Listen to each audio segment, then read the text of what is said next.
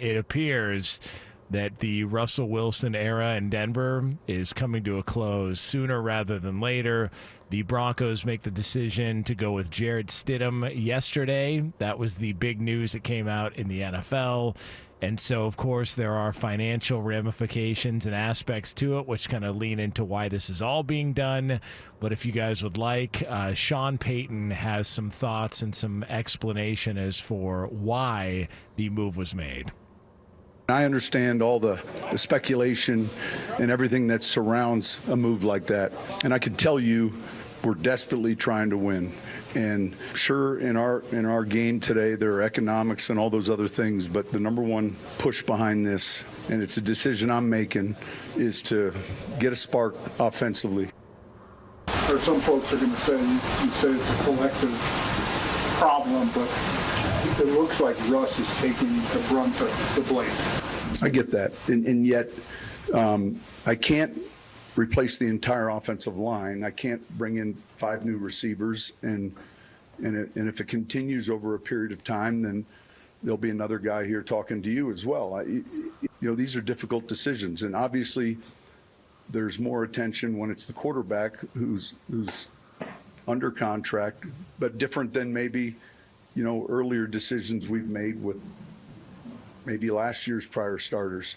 I can just assure you one thing, and honestly, and I've said this to Greg and George a number of times, I'm just interested in winning. And it doesn't matter how.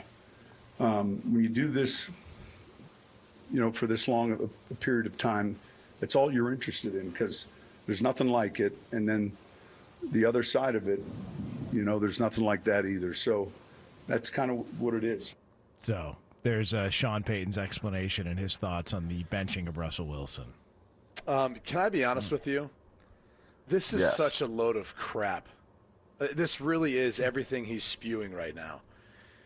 First off, based on what Russell Wilson and what's come out to the media has told everyone, that they asked him to take a pay cut basically 2 months ago, or void out some of the guarantees within his contract, remove some of that.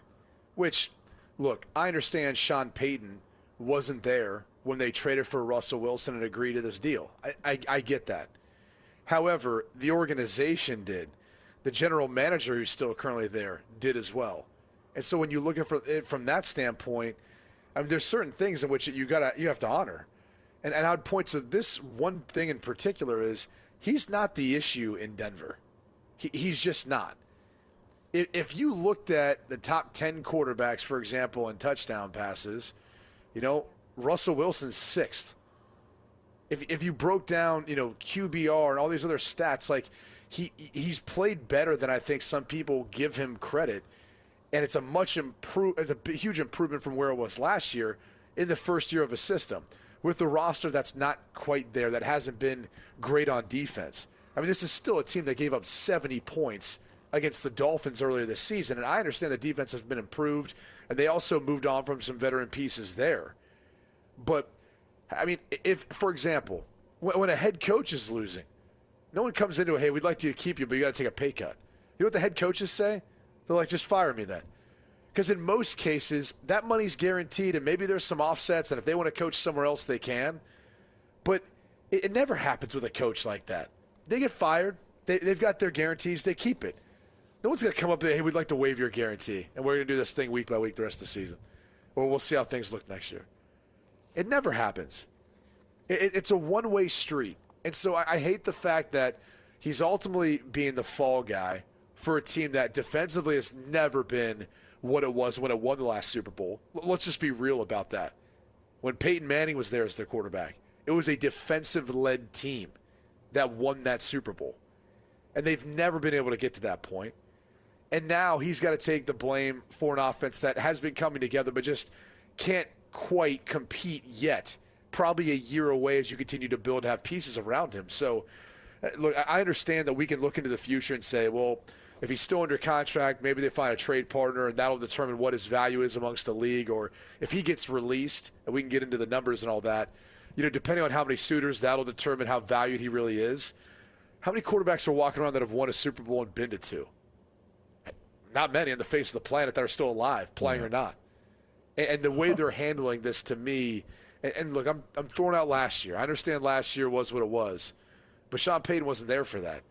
And so if you want to hold him accountable, you got to hold everyone else in that building accountable too. And the deal that Russell Wilson signed, it's not his fault. He's going to try to maximize. It's a lot of people in the building who were there before Sean Payton got there that agreed to that deal.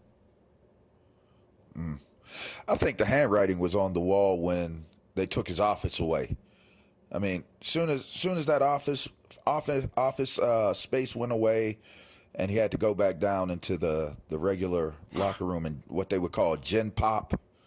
I think that Russ and everyone should have known where this was heading, you know. And I'm being sarcastic, but you know, I think the way they lost to the Detroit Lions, I think played a major part. There's only 2 games left.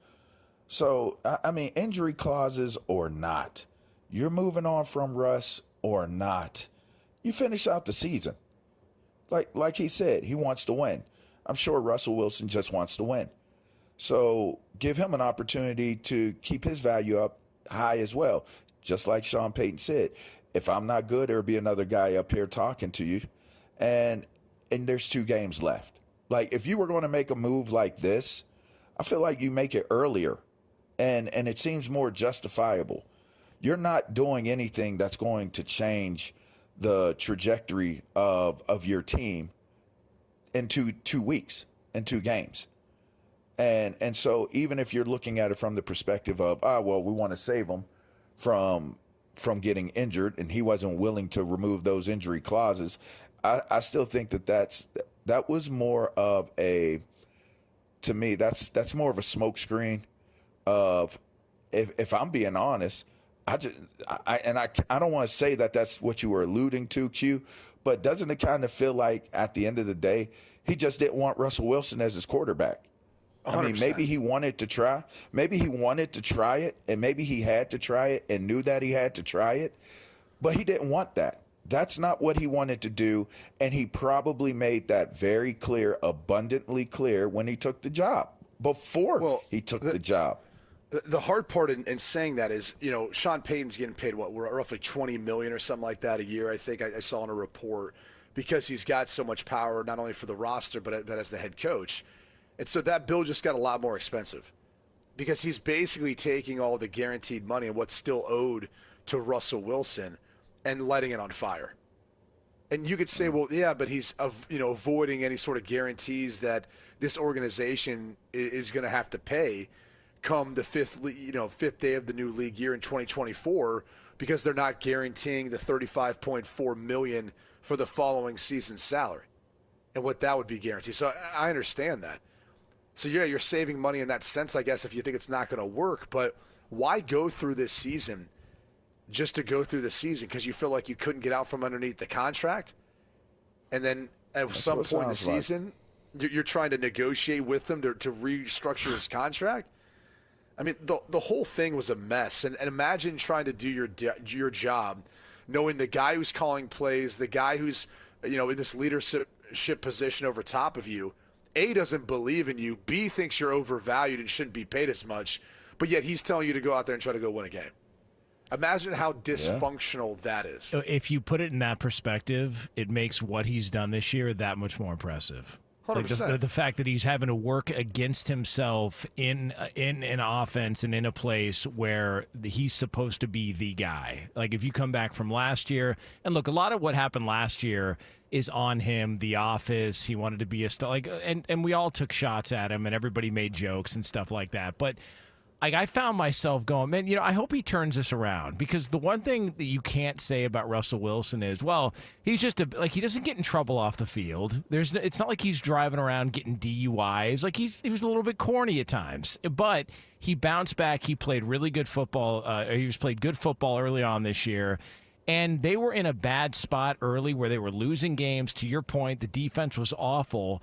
And they went on a run. And the fact that they're even in a position to where, as Sean Payton alluded to yesterday, trying to win their 8th game, I think is... Validate Sean Payton. Well, but I think it also Think about it. Think about it. It validates Sean Payton. But doesn't And you hope that you're going to get some value from. Yes. You're going to say, doesn't it validate Russ Wilson? Yeah. Yeah, it does. Yeah. It does, 100%. But I will say it probably validates Sean Payton more. Well, let me put it this way. Do you know who's leading the league in game-winning drives, fourth-quarter comebacks right now? Russell Wilson. Who? Russell Wilson, with 2 games to play. So the reality is, you could say it validates Sean Payton to a degree, sure. I also think that's a very real thing. It validates, too, what Russell Wilson's been able to do, despite having a defense that has been awful this year. And so as much as you want to give credit to the head coach, we saw this in the Bill Belichick, Tom Brady saga, but you've got a defense that's ranked 30th right now in the league in yards, 29th in points. And, again, improved, but they still have to overcome that. And again, I understand their offense at times hasn't been able to score enough points, and that's been their Achilles heel. But this has also been a group that I think you could say you could make improvements on the offensive line. Sean Payton admitted it much. At times the wide receiver group hasn't played as well as it could. So regardless of who wants to take validation for it, I just think it's a bad precedent to set. And the one hard thing that I think you're going to see now is they're still going to be in cap hell. I mean, there are going to be $18 million over the cap next year regardless. And so if you look at the millions of dollars that Russell Wilson's going to count against the cap next year, assuming they're going to release him, they're going to take another dip next year. And they're going to have to build this thing back up.